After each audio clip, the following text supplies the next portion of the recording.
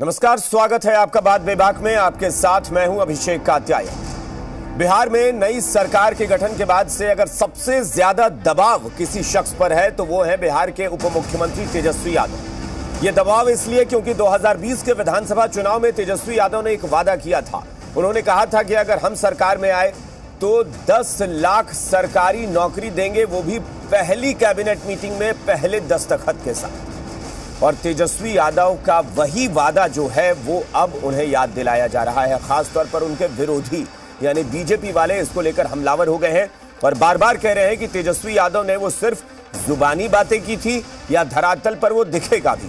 तेजस्वी यादव ने दरअसल मीडिया से बात करके जी मीडिया से बातचीत भी की थी। उन्होंने कहा भी था कि हमने जब कहा था तो हमने कहा था कि मुख्यमंत्री बनूंगा तो करूंगा, लेकिन आज मैं उप मुख्यमंत्री हूं तो भी मैं अपनी जुबान पर कायम हूं, अपनी बात पर कायम हूं और बहुत जल्द हम प्रयास करेंगे कि ऐसा कुछ करे बिहार में कि देश में बिहार एक ऐसा राज्य बनेगा जो सबसे ज्यादा सरकारी नौकरी देने वाला प्रदेश होगा। और मुझे लगता है कि तेजस्वी यादव से बिहार के युवाओं को उम्मीद भी है कि तेजस्वी यादव एक युवा है और वो अगर वादा किए हैं, वो अब भी कह रहे हैं कि हम उस वादे पर कायम हैं, तो ये बड़ी बात है। मुझे लगता है किसी भी नेता के लिए, क्योंकि एक बार सत्ता में आ जाने के बाद लोग अक्सर अपनी बात से पलट जाते हैं, लेकिन तेजस्वी यादव बार बार, आज भी जब दिल्ली वो पहुंचे तो दिल्ली में भी मीडिया से बात करते हुए उन्होंने कहा कि हमारी ये उपलब्धि है कि बीजेपी वाले भी अब रोजगार को लेकर बात करने लगे, वरना ये तो हमेशा जरूरी जो मुद्दे होते थे उनसे ध्यान भटकाते थे, कहीं और मामले को ले जाते थे। लेकिन अब बड़ी बात है कि बीजेपी वाले भी रोजगार के मसले पर बात करने लगे हैं। ये हमारी उपलब्धि है और हम इसे पूरा करके दिखाएंगे। आप सारे बयान सुनिए कि 2020 में उन्होंने क्या कहा था, अब क्या कह रहे हैं और बीजेपी के गिरिराज सिंह ने क्या बोला था। जब सरकार बनेगी तो पहला कैबिनेट मीटिंग जो होगा, पहला जो कैबिनेट मीटिंग होगा, पहले दस्तखत से लगभग 10 लाख नौकरियां निकाली जाएंगी। अगर केवल मुंह से ही देना था तब तक दे रहे थे, 10 लाख नौकरी दूंगा, ऐसी नौकरी दूंगा जो आज तक किसी ने नहीं दिया है। ज्यों ही ओथ लिए, क्या जिम्मेदारी नहीं है?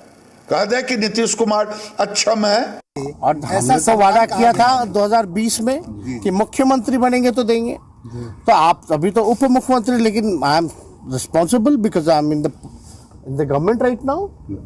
तो हम इस चीज को भूले नहीं और we are very serious on this issue.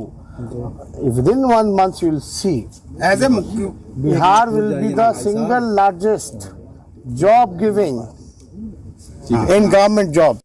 ये भाजपा वालों को हमने लाइन पे ला दिया। कैसे लाइन पे ला दिया? और जो समर्थित बीजेपी माइंडसेट के लोग थे, आज वो भी सवाल पूछ रहे कि रोजगार कब दोगे, कब आप बेरोजगारी मिटाओगे, 10 लाख का क्या होगा, जो असल मुद्दा है। अब भाजपा के लोग हमसे पूछ रहे हैं ना कि रोजगार का क्या हुआ, यानी हम उनको यहाँ खींच के ले आए। अगर वो सवाल आज सही एजेंडे पे बात हो रही तो ये हमारी उपलब्धि है। और रोजगार के बारे में चिंता मत कीजिए, तो आज मुख्यमंत्री जी ने भी इस बात को बोला है कि सब काम हम लोग मिलकर के करेंगे। और इसको लेकर सोशल मीडिया पर भी जंग छिड़ी थी, क्योंकि ट्विटर पर गिरिराज सिंह ने सिर्फ तेजस्वी यादव का उतना ही बयान ट्वीट किया था जिसमें उन्होंने ये कहा था कि हमने ये वादा किया था कि नौकरी देंगे, लेकिन जब हम मुख्यमंत्री बनेंगे, अभी तो मैं उप मुख्यमंत्री हूं।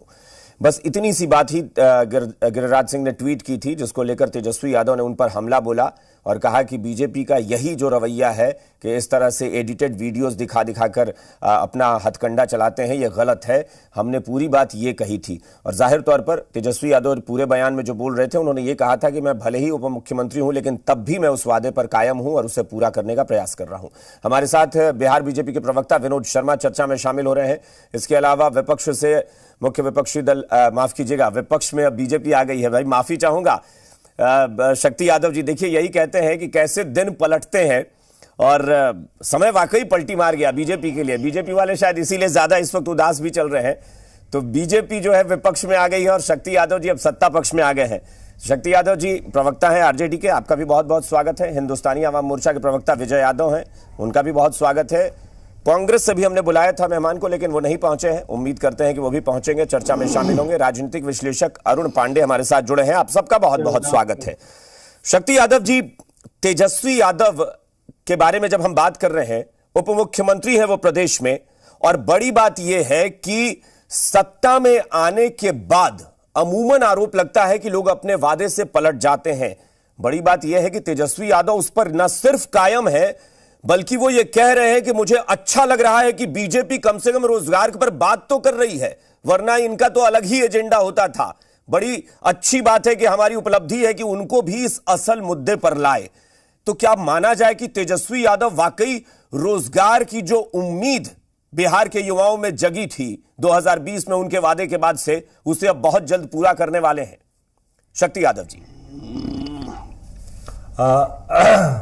अभिषेक जी, निश्चित तौर पर बिहार के उप मुख्यमंत्री तेजस्वी प्रसाद यादव जी ने जो वादा नेता प्रतिपक्ष रहते हुए बिहार की आवाम के सामने रखी थी, वो हमारे एग्रीमेंट थे, एक करारनामे थे, वो वचन पत्र था, जिसमें बिहार वासियों को, युवाओं को आश्वस्त किया था कि अगर हम सरकार में आएंगे तो पहली कैबिनेट से हम 10 लाख आपको पक्की नौकरी देंगे, रोजगार नहीं पक्की नौकरी देंगे। बिल्कुल।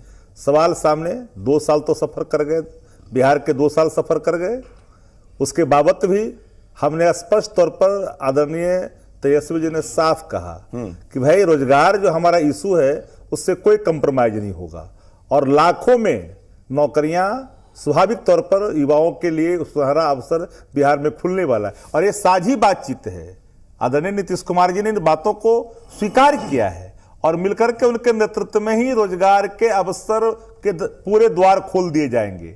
और मैं ये एक ऐसा नजीर पेश होगा कि देश को इसको अंगीकार करना पड़ेगा, और देश के अंदर में एक ललक जो अग्निवीर बनाने की बात कर रहे हैं, जो लोग 2 करोड़ वादा कर करके बिछड़ जाने की बात करते हैं, जुमले करार देते हैं, पकोड़े छानने की बात करते हैं, महंगाई से देश को तड़पाते हैं, कॉन्स्टिट्यूशनल क्राइसिस देश के अंदर उत्पन्न करते हैं, हम उन चीजों से इतर हट करके, क्योंकि जो सत्ता की प्राप्ति सिर्फ जो है वो अपने लिए नहीं, जिनके लिए आप आए हैं, कमिटमेंट। 2 बातें मैं आपके चैनल के माध्यम से कहना चाहता हूं जी। Commitment is commitment. Giriraj Singh ने क्या किया? ये फिर एक फर्जीवाड़ा, क्योंकि फर्जीवाड़ा इनके बयान होते हैं और फर्जीवाड़ा इनका आवरण है और फर्जीवाड़ा इनका कर्तव्य। लेकिन उसका खुलासा इसलिए हो गया कि इत्तेफाक से तेजस्वी जी ने वो सारी बात जी मीडिया से ही की थी, और वो पूरा वीडियो तेजस्वी जी ने दिखा दिया कि क्या था। बिल्कुल, जी मीडिया की पूरी वीडियो शेयर कर दिया। अब ये बातें खुल गई, तो इसलिए लगातार मैं कहता हूं कि सावधान रहिए। भाजपा के लोग पूरे तौर पर फर्जी चीजें एक परसेप्शन के रूप में परसते हैं। और सुशील कुमार मोदी जी बड़ा व्याकुल है, 20 महीने से क्वारंटीन थे, बीजेपी कार्यालय में घुसने उनको नहीं देता था। जब से उन्होंने उजली साड़ी पहनी है, सत्ता गंवाने के बाद जो व्याकुलता है, विधवा विलाप है, शामिल होकर के वो भी चाहते हैं प्रासंगिक बनना। वो क्या क्या बोल गए? 19 लाख रोजगार की किसने बात किया था बिहार के अंदर में? आपके मुंह में दही क्यों जमी हुई थी? कानून के साथ किसी प्रकार का कोई कंप्रोमाइज नहीं। तेजस्वी जी ने साफ शब्दों में कहा, शांति रोजगार 2 में किसी प्रकार का कोई कंप्रोमाइज नहीं होगा। विकास के रास्ते को अगर कोई अवरुद्ध करता है, कहता नीतीश कुमार जी ने पलटी मार दी। अरे भैया, जब हम विकास के रास्ते चल रहे हैं, अगर कोई अवरोध सामने है तो उसको आपको हटाना पड़ेगा, और अवरोधों को हटाए बगैर अपने लक्ष्यों को प्राप्त आप नहीं कर सकते हैं। तो ये लक्ष्य को तो प्राप्त करना है। विनोद शर्मा जी के पास एक बार चलते हैं। विनोद जी, और देश को बीजेपी का यही एक हथियार बचा है क्या, कि मतलब वीडियो एडिट करके दिखा देना और किसी को घेर लेना? भाई 9 अगस्त तक आपको ये सरकार सुशासन की सरकार नजर आ रही थी, नीतीश कुमार विकास पुरुष नजर आ रहे थे।